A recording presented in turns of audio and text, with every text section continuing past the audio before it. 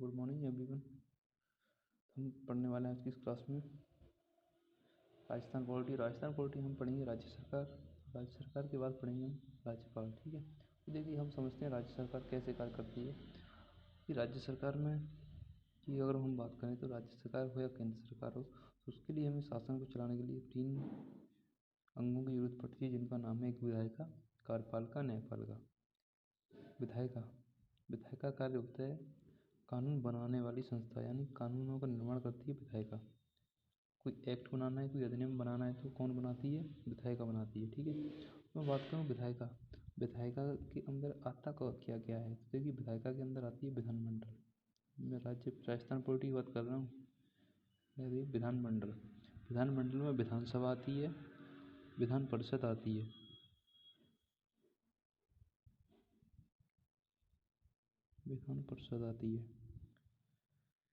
विधानमंडल में विधान परिषद आएगी, विधानसभा आएगी। ठीक है, इसका कार्य होता है कानूनों का निर्माण करना। ठीक, उसके बाद जो कानून बनाए जाते हैं उनका क्रियान्वयन करना कौन करती है? कार्यपालिका। और कार्यपालिका में एक सीएम होता है आपका, एक राज्यपाल होगा और एक महाधिवक्ता होता है। ठीक, महाधिवक्ता एक मंत्रिपरिषद होती है कार्यपालिका में। और इसके बाद में बात करूँ तो न्यायपालिका। कानूनों के अनुसार जो विवादों का समाधान करने जो कानून बनाए उनसे विवाद उत्पन्न होता है, तो उसके समाधान के लिए न्यायपालिका की हम जरूरत पड़ती है। इस वजह से हमें न्यायपालिका की इस अंग की जरूरत होती है, राज्य सरकार में या केंद्र सरकार हो। और ये हमें प्रणाली कहाँ से ली है? तो ये राज्य सरकार की या केंद्र सरकार की जो संसदीय प्रणाली है, और केंद्र सरकार की राज्य सरकार की एक जैसी है, तो ये हमने कहाँ से ली है? हमने इंग्लैंड से ली है। उसके बाद हम चलते हैं आगे, तो हम पहले पढ़ेंगे राज्यपाल यानी गवर्नर। ठीक है, तो हम चलते हैं आगे, टाइम को गवाए ना, हम आ चुके हैं राज्यपाल पे। देखिए राज्यपाल की बात करें तो राज्यपाल एक ऐसा पद है जो कि राज्य का संवैधानिक पदाधिकारी होता है। राज्य में संवैधानिक पदाधिकारी सर्वोच्च पदाधिकारी राज्यपाल होता है। इसका राज्यपाल का कार्य होता है कि जो केंद्र सरकार है, केंद्र सरकार के प्रतिनिधि के रूप में कार्य करता है। और राज्य सरकार का सर्वोच्च पदाधिकारी होता है, राज्य सरकार के ऊपर कार्य करता है, केंद्र सरकार का प्रतिनिधि होता है। इसका कार्य क्या होता है? राज्य सरकार को केंद्र सरकार को जोड़ने का कार्य करता है, कड़ी के रूप में कार्य करता है। ठीक, और जो राज्य की जो वास्तविक शक्ति होती है वो राज्यपाल में नहीं तो होती है, लेकिन इस वास्तविक शक्ति का प्रयोग करता कौन है? तो इस वास्तविक शक्ति का प्रयोग सीएम करता है, यानी मुख्यमंत्री करते हैं। और जो राज्य के समस्त कार्य होते हैं, कानून होते हैं, कार्य होते हैं, तो वो किसके नाम से किए जाते हैं? राज्यपाल के नाम से किए जाते हैं। ठीक, तो हम राज्यपाल पर बात करते हैं आगे। तो एक राज्यपाल पर सरोजिनी नायडू ने एक कथन कहा है, कि राज्यपाल एक ऐसा पद है जो पिंजरे में बंद पंछी की संज्ञा दी है राज्यपाल को, क्योंकि एक तो केंद्र सरकार का दबाव होता है, एक राज्य सरकार की मंत्री परिषद होती है राज्य सरकार की, उसकी बातों को मानना पड़ता है राज्यपाल को। ठीक है, मंत्री परिषद हो, राज्य विधानसभा हो, तो इनकी विधानमंडल की बातों को भी मानना पड़ता है राज्यपाल को। ठीक, तो अब मैं बात करता हूँ आगे।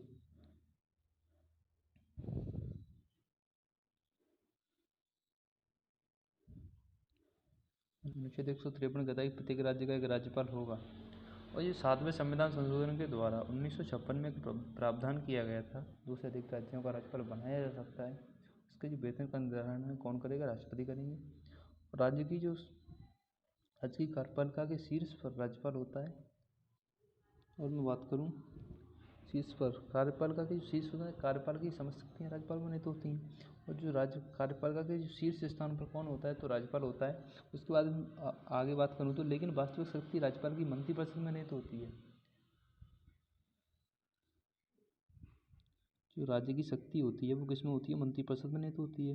तो समस्त कार्यपालिका की शक्तियाँ राज्यपाल में निहित होती हैं, जिसका प्रयोग वो संविधान के नियमों के अनुसार करता है। अनुच्छेद 154 के तहत उल्लेख है, समस्त कार्यपालिका की शक्तियाँ राज्यपाल में निहित होती हैं, जिसका प्रयोग वो संविधान के नियमों के अनुसार करता है। अनुच्छेद 154। ठीक, मैं बात करूँ संघीय मंत्रिपरिषद की अनुशंसा पर राष्ट्रपति के द्वारा राज्यपाल की नियुक्ति अनुच्छेद 155 के तहत की जाती है।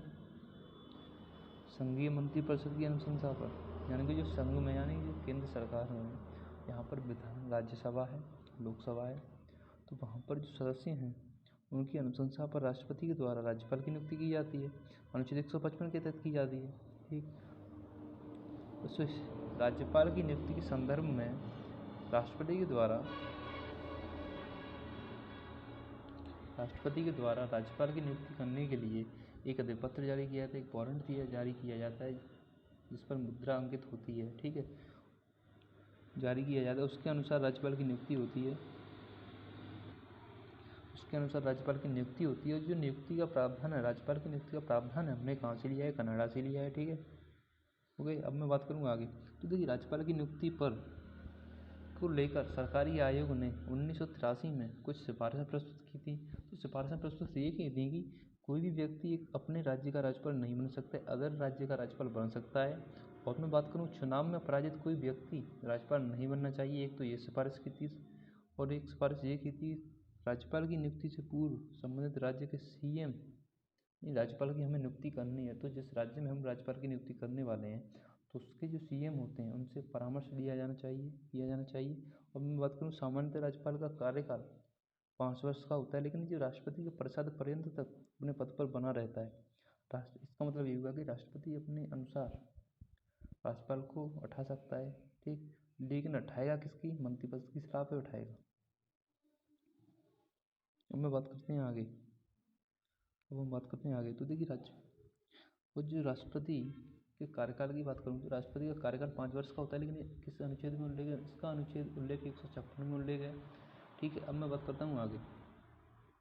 अनुच्छेद 156 राज्यपाल के कार्यकाल का उल्लेख करता है, और राज्यपाल को उसके पद से हटाने को लेकर संविधान में कोई सुस्पष्ट उपबंध नहीं किया गया है।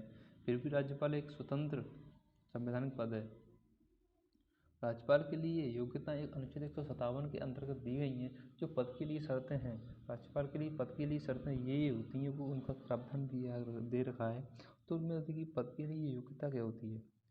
राज्यपाल की अगर पद की योग्यताओं के बारे में बात करूँ, यानी क्वालिफिकेशन यानी एलिजिबिलिटी क्या होती है, तो देखिए, कोई भी व्यक्ति भारत का नागरिक होना चाहिए, राज्यपाल बन सकता है। उसकी 35 वर्ष आयु होनी चाहिए, या 35 वर्ष आयु पूर्ण कर चुका हो तो वो राज्यपाल बन सकता है। ठीक, अनुच्छेद 158 में कुछ शर्तें निर्धारित की गई हैं राज्यपाल की। कोई भी संसद सदस्य या विधानमंडल का सदस्य राज्यपाल नहीं बन सकता है। कैसे नहीं बन सकता है? अगर वो उस पद पर है, राज्यपाल बनने से पहले ही उसने राज्यपाल का पद ग्रहण किया तो उसकी जो सदस्यता है समाप्त हो जाएगी, उसका पुराना पद समाप्त हो जाएगा। ठीक है, पद पर रहते हुए बन सकते हैं, लेकिन उसने जो राज्यपाल का पद ग्रहण करते ही उसकी जो सदस्यता है, विधानमंडल की हो या संसद की हो, तो वो समाप्त हो जाएगी। ठीक है, मैं बात करूँ, राज्यपाल के कार्यकाल के दौरान उसके वेतन भत्तों में कोई कटौती नहीं की जाएगी, और राज्यपाल का वेतन राज्य की संचित निधि से दिया जाता है, ना कि केंद्र की संचित निधि से दिया जाता है। ठीक, और राज्यपाल को वेतन सभापति के रूप में दिया जाता है, ना कि उपराज्यपाल के रूप में उससे कोई वेतन नहीं मिलता, उसे राज्यसभा के सभापति के रूप में वेतन दिया जाता है। ठीक, मैं बात करता हूँ आगे।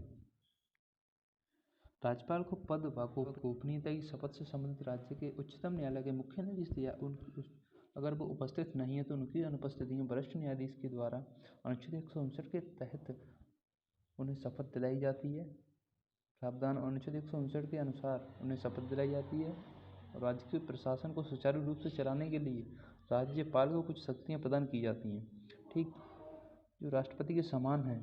ठीक, लेकिन कुछ शक्तियों को छोड़कर राज्यपाल को कोई भी सैन्य, आपातकालीन और राज्य न्यायिक शक्तियाँ प्रदान नहीं की गई हैं। यानी कि जो सैन्य संबंधित शक्तियाँ होती हैं वो राज्यपाल को प्राप्त नहीं होती, और राजनीतिक यानी राजनयिक शक्तियाँ भी प्राप्त नहीं होती हैं राज्यपाल को। मैं राज्यपाल की शक्तियों के बारे में बात करूँ तो राज्यपाल की शक्तियों में पहले हम बात करते हैं कार्यपालिका से संबंधित शक्तियाँ। तो राज्यपाल को कार्यपालिका से संबंधित शक्तियाँ कौन कौन सी प्राप्त होती हैं? राज्य की जो समस्त कार्यपालिका शक्तियाँ होती हैं राज्यपाल में निहित होती हैं, अनुच्छेद 154 कहता है। ठीक है, मैं बात करूँ, राज्य विधानसभा में बहुमत दल के नेता को कौन नियुक्त करता है? बहुमत दल के नेता को सीएम नियुक्त करता है। राज्य विधानसभा में बहुमत दल का जो नेता होता है, बहुमत नेता को नियुक्त करता है। यानी कि राज्यपाल विधानसभा में जो बहुमत दल का नेता, जो सबसे सर्वोच्च अगर व्यक्ति को चुना जाता है तो कौन होता है? सीएम होता है। उसको नियुक्त कौन करता है? राज्यपाल नियुक्त करता है तथा उसकी सलाह पर मंत्रिपरिषद के अन्य सदस्यों की नियुक्ति करता है। जो सीएम नियुक्त किया जाता है राज्यपाल के द्वारा, तो सीएम ये कहते हैं कि अन्य मंत्रियों की नियुक्ति कौन कौन से की करनी है, तो कौन किससे परामर्श करते हैं? वो राज्यपाल से परामर्श करते हैं और अन्य मंत्रियों की नियुक्ति करवाते हैं सीएम। उन्हें शपथ ग्रहण करवाते हैं, उन्हें शपथ ग्रहण करवाता है। राज्य लोक सेवा आयोग और राज्य वित्त आयोग, राज्य निर्वाचन आयोग के सदस्यों को और राज्य लोक सेवकों की नियुक्ति कौन करता है? राज्यपाल करता है। राज्य के समस्त कार्य राज्यपाल के नाम से संचालित किए जाते हैं, अनुच्छेद 166 कहता है। ठीक। अब मैं बात करूँ मुख्यमंत्री राज्य की शासन व्यवस्था के समय समय पर राज्यपाल को अवगत कराता है।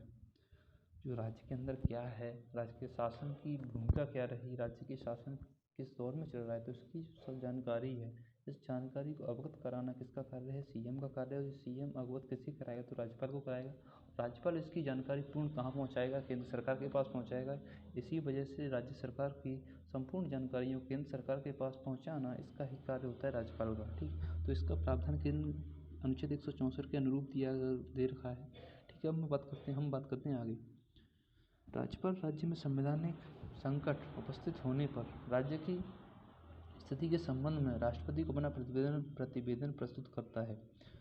मैं बात करूँ राज्यपाल राज्य में कोई संवैधानिक संकट उपस्थित हो जाए तो इस संबंध में राज्य की स्थिति के बारे में राज्य की स्थिति को सुदृढ़ करने के लिए, अच्छे तरीके में लाने के लिए, उसकी स्थिति को सही करने के लिए तो राष्ट्रपति को अपना प्रतिवेदन प्रस्तुत करता है कि ऐसे इसमें ये प्रॉब्लम है, स्थिति ऐसी है। उसके प्रतिवेदन के आधार पर अनुच्छेद 156 के अंतर्गत राज्य में राष्ट्रपति शासन लगाया जाता है। ठीक। राष्ट्रपति शासन किस वजह से लगाया जाता है? 356 के अंतर्गत राष्ट्रपति शासन लगाया जाता है। इस स्थिति में राज्यपाल संघ के अभिकर्ता के रूप में कार्य करता है। इसे राज्यपाल की आपातकालीन शक्तियाँ भी कहा जाता है। राज्य की आपातकालीन शक्तियाँ भी कहा जाता है। मैं बात करूँ न्यायिक शक्तियाँ। राज्यपाल की जो दूसरी शक्ति होती है वो होती है न्यायिक शक्तियाँ, यानी कि न्याय से संबंधित शक्तियाँ। राज्यपाल किन किन संदर्भों में न्याय कर सकता है? अनुच्छेद 161 के अंतर्गत राज्यपाल राज्य सूची में संबंधित अपराध दंड को कम या दूसरे दंड में परिवर्तित कर सकता है। ठीक। अगर किसी व्यक्ति को सजा दी गई है तो अपराध किया है तो उसके दंड को माफ़ कर सकता है। ठीक। माफ़ कर सकता है, दंड को कम कर सकता है, स्थगित कर सकता है। ठीक। दूसरे दंड में परिवर्तित कर सकता है। और मैं बात करूँ तथा उसे समाधान प्रदान कर सकता है। ठीक। और परंतु फांसी सजा दी गई है तो प्राप्त अपराधी को पूर्ण समाधान देने की शक्ति राज्यपाल में नहीं होती, अपितु राष्ट्रपति में निहित होती है। अगर किसी व्यक्ति को फांसी सजा दी गई है तो राज्यपाल उस फांसी को माफ़ नहीं कर सकते हैं। ठीक। तो इसकी जो प्रावधान है, उसकी जो अपराधी को पूर्ण समाधान करना हो, पूर्ण समाधान बिल्कुल, तो उस राष्ट्रपति में निहित होती है, राष्ट्रपति ही कर सकते हैं। और मैं बात करूँ राज्य के राज्यपाल को सैन्य मामलों में और राजनीतिक मामलों में समाधान करने के, कानूनों का समाधान करने के लिए, सजा को माफ़ करने के लिए राज्यपाल के पास ये शक्तियाँ प्राप्त नहीं होती हैं। ये सिर्फ और सिर्फ राष्ट्रपति के पास प्राप्त होती हैं। ठीक। राज्यपाल इन प्रावधानों को, इन अपराधों को स्थगित कर सकता है, आगे कर सकता है, निलंबित कर सकता है, लेकिन इन्हें माफ़ नहीं कर सकता है। ठीक। अनुच्छेद 213 के अंदर राज्यपाल द्वारा अध्यादेश को अनुच्छेद 161 हो गया। 213 के अंतर्गत अनुच्छेद 213 के अंतर्गत राज्यपाल के द्वारा अध्यादेश को राष्ट्रपति की सुरक्षित रखा जा सकता है। 356 के अंतर्गत राज्य में संवैधानिक तंत्र की विफलता का प्रतिवेदन राज्यपाल के द्वारा भेजा जाता है। राष्ट्रपति शासन के दौरान राज्यपाल राज्य की समस्त शक्तियों का प्रयोग करता है। राज्यपाल राज्य की समस्त शक्तियों का प्रयोग करता है। शक्तियों का प्रयोग उनका करेगा जिन शक्तियों का प्रयोग विधानमंडल करता है। विधानमंडल में कौन? राज्य विधानसभा करती है। ठीक। अनुच्छेद 371 के अंतर्गत महाराष्ट्र, गुजरात, उत्तर पूर्व के राज्यों के विकास के लिए वहाँ के राज्यपालों को विशेषाधिकार प्रदान किए गए हैं। 371 के अंतर्गत महाराष्ट्र हो, गुजरात हो, उत्तर पूर्व राज्यों के विकास के लिए वहाँ के राज्यपालों को विशेषाधिकार प्रदान किए गए हैं। राष्ट्रपति के द्वारा उच्च न्यायालय के न्यायाधीश की नियुक्ति राज्यपाल के परामर्श से लिया जाता है। अब बढ़ते हैं हम आगे। विधायी शक्तियाँ, मैं राज्यपाल की विधायी शक्तियों के बारे में बात करूँ, ठीक है। तो देखिए विधायी शक्तियाँ, अनुच्छेद 168 के अंतर्गत राज्यपाल राज्य विधानमंडल का एक अंग होता है, अर्थात विधानमंडल का गठन राज्यपाल की विधानसभा और विधान परिषद से होता है। अनुच्छेद 333 के अंतर्गत राज्यपाल द्वारा विधानसभा के सदस्य उन राज्यों में जहाँ पर आंग्ल भारतीय वर्ग का पर्याप्त प्रतिनिधित्व नहीं है, आंग्ल भारतीय वर्ग का किसी स्थान पर पर्याप्त यानी जितना होना चाहिए उतने व्यक्ति नहीं है या प्रतिनिधित्व नहीं है हो, तथा अनुच्छेद 171 के अंतर्गत विधान परिषद में 1/6 सदस्य मनोनीत किए जाते हैं, जिनका संबंध साहित्य, कला, विज्ञान, समाज सेवा और सहकारिता से होता है। यानी कि 1, 2, 3, 4, 5 यानी 5 पॉइंट से बात करूँ तो एक तो साहित्य, कला, विज्ञान, समाज सेवा और सहकारिता, यानी ये 5 प्रकार के व्यक्तियों का गठन किया जाता है, ठीक है, जो कि किया जाता है विधान परिषद में, ना कि विधानसभा में। विधानसभा के अंदर नहीं किया जाता है, विधानसभा के अंदर नहीं किया जाता। विधानसभा के अंदर एक आंग्ल भारतीय को नियुक्त किया जाता था, लेकिन वो 25 जनवरी 2020 तक सक्रिय था, उसके बाद ये समाप्त हो गया, ठीक है।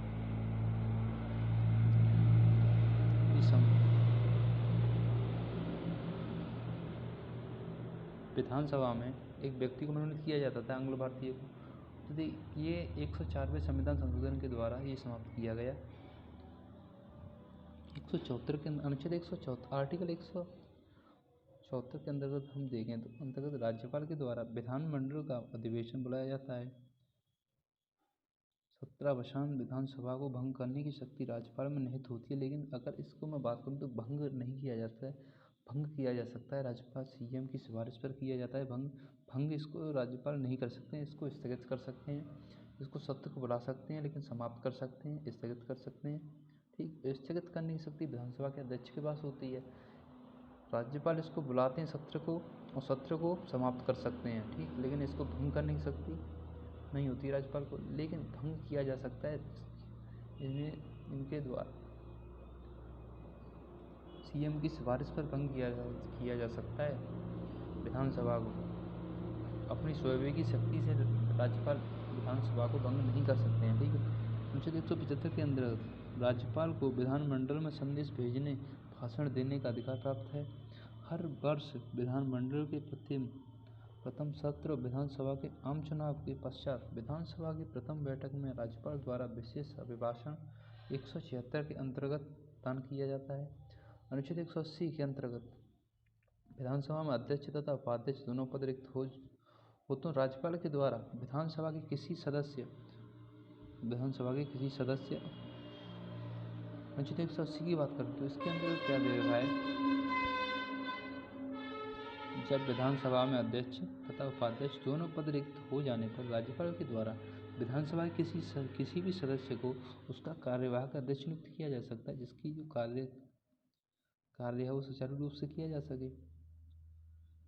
पढ़ते हैं हम आगे।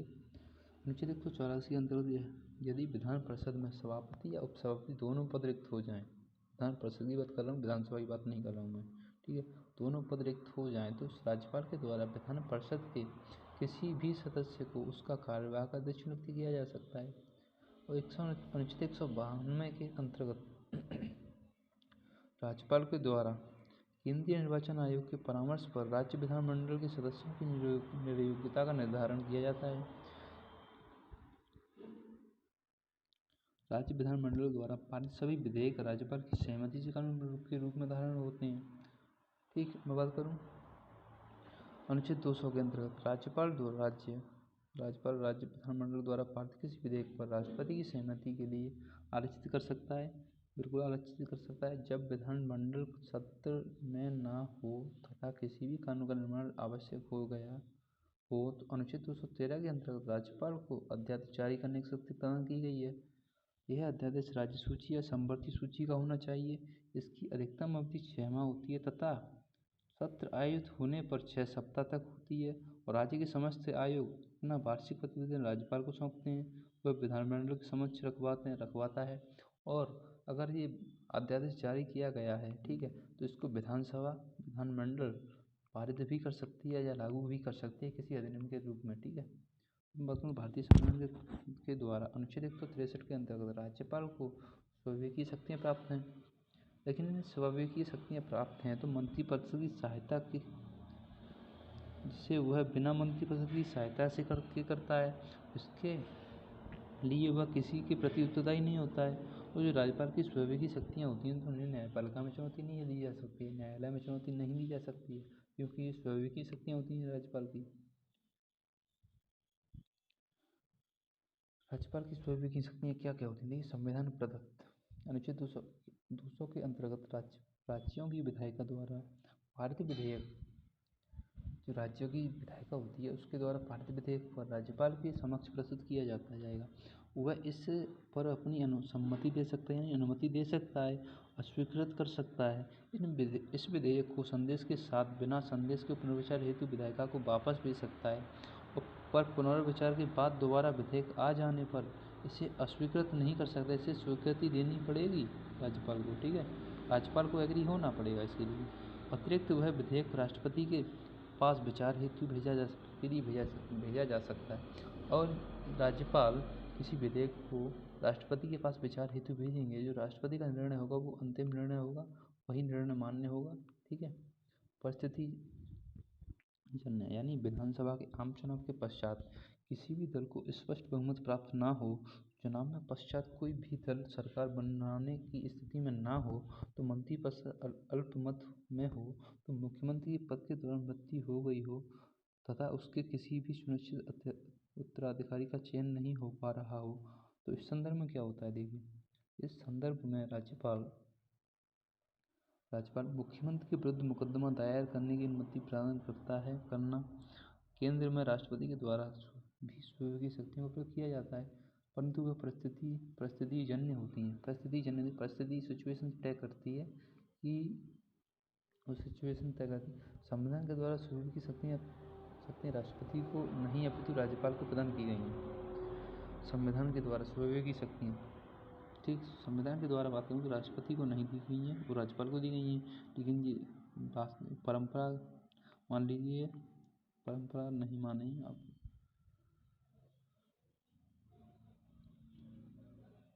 राज्यपाल को भी राष्ट्रपति भी स्वर्गीय शक्तियों का प्रयोग करता है और राज्यपाल भी करता है। ठीक है, संदर्भ में क्या होता है? इसका मतलब ये होगा कि कोई स्वर्गीय शक्तियों का प्रयोग करके राज्यपाल अगर विधानमंडल में किसी सदस्य का चयन करना हो, ठीक है, तो राज्यपाल कर सकता है सीएम का चयन। ठीक है, और बात करूँ वित्तीय शक्तियाँ, राज्यपाल को प्रत्येक 5 वर्ष पर पंचायतों नगर पालिकाओं की वित्तीय स्थिति की समीक्षा करने हेतु राज्य वित्त आयोग का गठन करता है, जो राजस्व में स्थानीय स्वशासी संस्थाओं का कुछ अंश निर्धारण एवं विशेष अनुदान की सिफारिश करता है।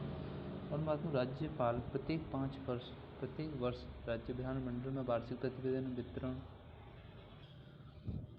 राज्यपाल प्रत्येक वर्ष राज्य विधानमंडल में वार्षिक वित्तीय विवरण यानी राज्य का बजट, ठीक है, खुद ही राज्य का बजट प्रस्तुत करवाना सुनिश्चित करता है अनुच्छेद 202 के अंतर्गत। ठीक, तो ये क्या होता है कि राजस्थान की बात छोड़िए, किसी भी राज्य के अंदर हमें राज्य में बजट प्रस्तुत करवाना है तो किसकी अनुमति के तहत होता है? ये अनुच्छेद 202 के अंतर्गत राज्यपाल की अनुमति के द्वारा रखा जाता है। ठीक है, बजट पर। और राज्य विधानमंडल में वित्त विधेयक राज्यपाल की पूर्व अनुमति से ही प्रस्तुत किया जाता है, समझिए इसे। ठीक है, राज्य की आकस्मिक निधि राज्यपाल के अधीन होती है। ठीक है, और राज्यपाल के कार्यों की बात करें, ठीक है, हम अब राज्यपाल के कार्यों की बात करें, केंद्र सरकार और राज्य सरकार के मध्य समन्वय और संबंध स्थापित करता है। हाँ जी, मैंने बताया पहले। राष्ट्रीय राजमार्गों के संचार साधनों की रक्षा करना, ये कार्य है राज्यपाल का। राज्य प्रशासन की रिपोर्ट राष्ट्रपति को भेजना, ये भी कार्य है। और राष्ट्रपति शासन लागू करने की सिफारिश करना, ये राज्यपाल का कार्य होता है बेसिकली। ठीक है, राज्य का शासन संचालन कैसे करना है, किस प्रक्रिया हो, लोक कल्याण हो सके, समाज में व्यक्तियों का लोक कल्याण हो सके, समाज में सभी व्यक्तियों का लोक कल्याण हो सके। ठीक, समाज का शासन कैसे, राज्य का शासन कैसे हो, विधेयकों को राष्ट्रपति की स्वीकृति हेतु सुरक्षित रखना, समझिए, अध्यादेश जारी करना, संघ के हितों की रक्षा करना। राज्यपाल की राज्य प्रशासन में भूमिका बहुत ही अहम होती है। ठीक,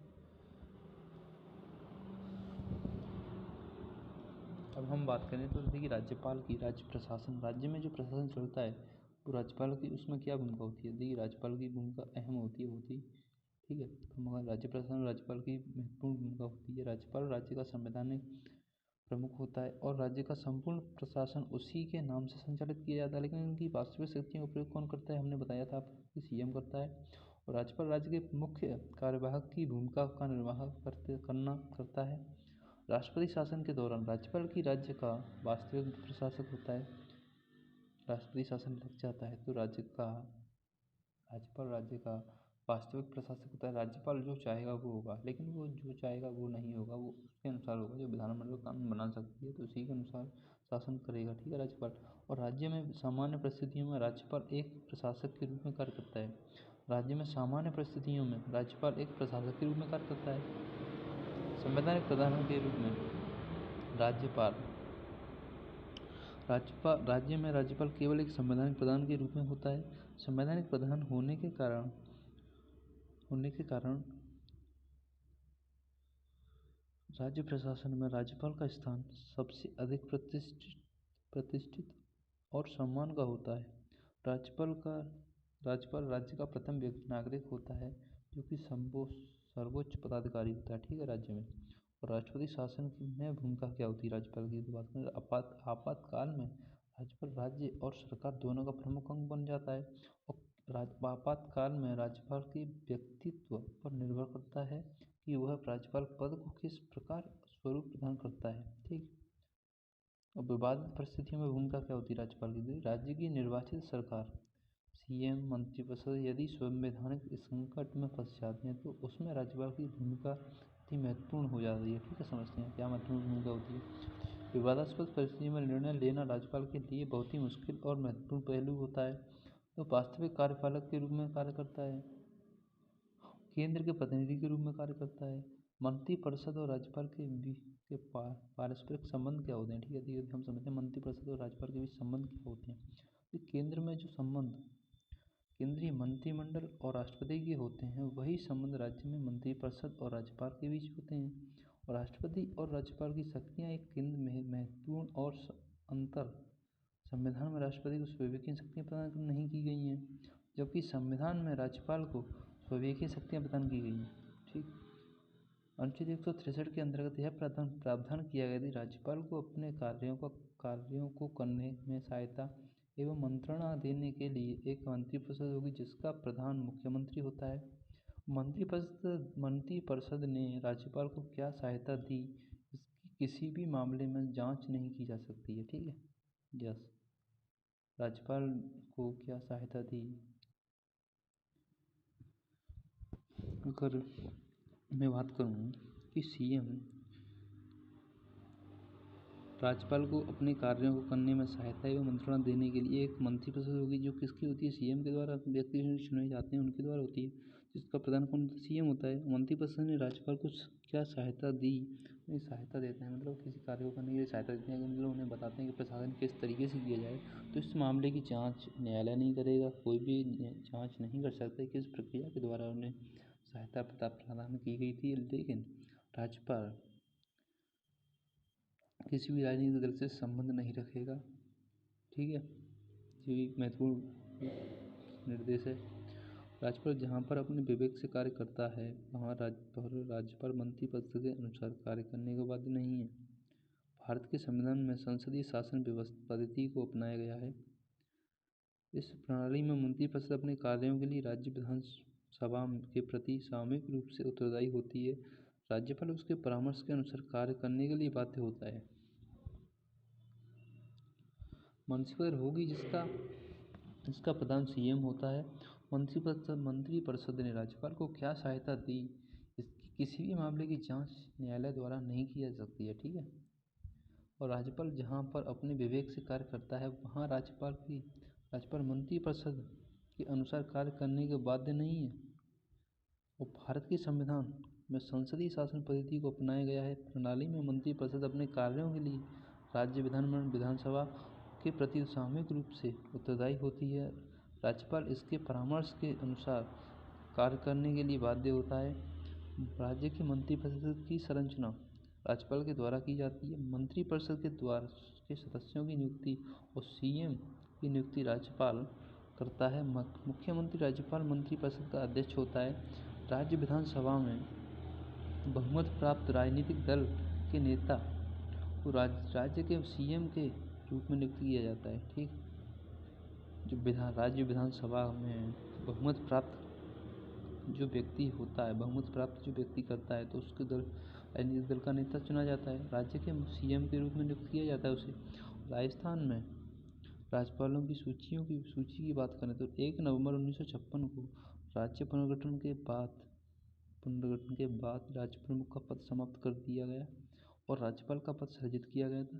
सरदार गुरमुख निहाल सिंह राज्य के पहले राज्यपाल उस समय कौन थे? सीएम की बात करें मोहनलाल सुखाड़िया थे उस समय सीएम। उस समय सबसे पहले राज्यपाल कौन थे? गुरमुख निहाल सिंह थे, जो राज्य के राज्यपाल थे। सर्वाधिक कार्यकाल की बात करें तो गुरमुख निहाल सिंह का ही रहा है। ठीक है, अब हम बात करते हैं आगे। देखिए, हम बात करते हैं राजस्थान के अंदर जो राज्यपाल रहे हैं तो उनके बारे में बात करते हैं हम पहले। देखिए,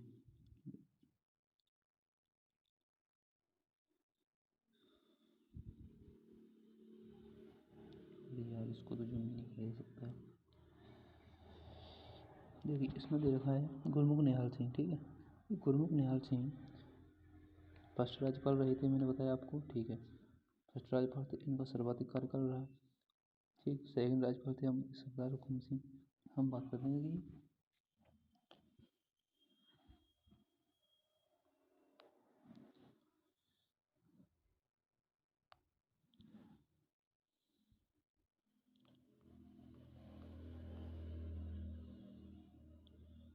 सरदार गुरमुख निहाल सिंह, सरदार गुरमुख निहाल सिंह। ठीक है, जो सर्वाधिक कार्यकाल रहा था इनका, ये पहले फर्स्ट राज्यपाल हैं। ठीक है, बाकी की फर्स्ट राज्यपाल हैं, फर्स्ट राज्यपाल हैं राष्ट्र। ठीक, सरदार गुरमुख निहाल सिंह। और मैं बात करूँ सर्वाधिक समय तक राज्यपाल और सबसे कम किसका रहा था सर्वाधिक? तो दरबारा सिंह। दरबारा सिंह 23 दिन तक शासन किया था इन्होंने। 23 दिन। ठीक है, 23 दिन तक इन्होंने शासन किया था। अब मैं बात करूँ कि 3 महिलाएं राज्यपाल रह चुकी हैं। 3 महिलाएं राज्यपाल रह चुकी हैं, तो कौन थी? फर्स्ट थी प्रतिभा पाटिल। प्रतिभा पाटिल दूसरी थी प्रवारा। दूसरी कौन थी? प्रवारा। और तीसरी थी महादेव पेलवा। तो ये 3 महिलाएं थी। ये पद पर इनका निधन हुआ था और सबसे पहली महिला जो राज्यपाल बनी थी वो प्रतिभा देव पाटिल थी। इन्होंने पद से इस्तीफा दिया था। ठीक है, और हम बात करते हैं अब आगे। देखिए, पद से बर्खास्त किसे किया गया था? गुरुकुल नहीं थे। पद से बर्खास्त, ये पद से बर्खास्त किसे किया गया था? मैं बात करूँ पद से बर्खास्त, तो पद से बर्खास्त किया गया था रघुकुल तिलक को। रघुकुल तिलक। ठीक है, रघुकुल तिलक को पद से बर्खास्त किया गया था। पद से बर्खास्त किया गया था। और ये आरपीएससी के पूर्व सदस्य भी थे। ठीक है, आरपीएससी के पूर्व सदस्य। ठीक है, आरपीएससी के पूर्व सदस्य थे। अब मैं बात करूँ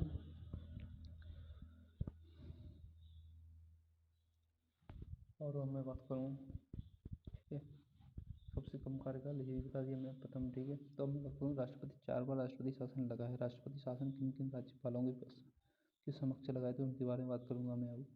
ठीक है, राष्ट्रपति शासन बात करूँ। राष्ट्रपति शासन। ठीक है, तो राष्ट्रपति शासन किन किन राज्यपाल और सीएम के समय में लगा था? तो ठीक है, हम बात करते हैं अब। ठीक है, बात करूँ मैं राज्यपाल फर्स्ट राज्यपाल। ठीक है, किस समय लगा था? पहला लगा था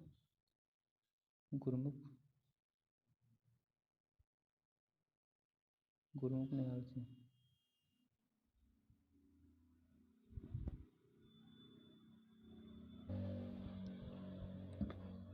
फर्स्ट राष्ट्रपति शासन लगा था मोहनलाल सुखाड़िया के समय, ठीक। मोहनलाल सुखाड़िया, ये कौन थे? सीएम थे। और राज्यपाल की बात करूँ, राज्यपाल कौन था उस समय? संपूर्णानंद। कौन थे? संपूर्णानंद। संपूर्णानंद कौन थे? ये राज्यपाल थे, ठीक है। तो सबसे कम अवधि का, सबसे कम अवधि का राष्ट्रपति शासन लगा था इनके समय में, ठीक है। और अब मैं बात करूँ, दूसरा राष्ट्रपति शासन लगा था वो हरिदेव जोशी। हरिदेव जोशी, ये कौन थे? सीएम थे। और राज्यपाल कौन थे? वेदपाल त्यागी, ठीक है।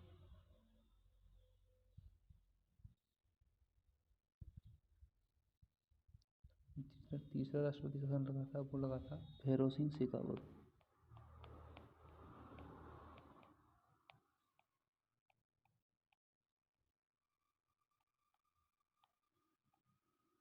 ठीक। रघुवर तिलक जो की थे, ये कौन थे? राज्यपाल थे, ठीक है। मैं बात करूँ चौथा राष्ट्रपति शासन किसके समय लगा था? ये लगा था भैरव सिंह शेखावत। भैरव सिंह शेखावत। उस समय जो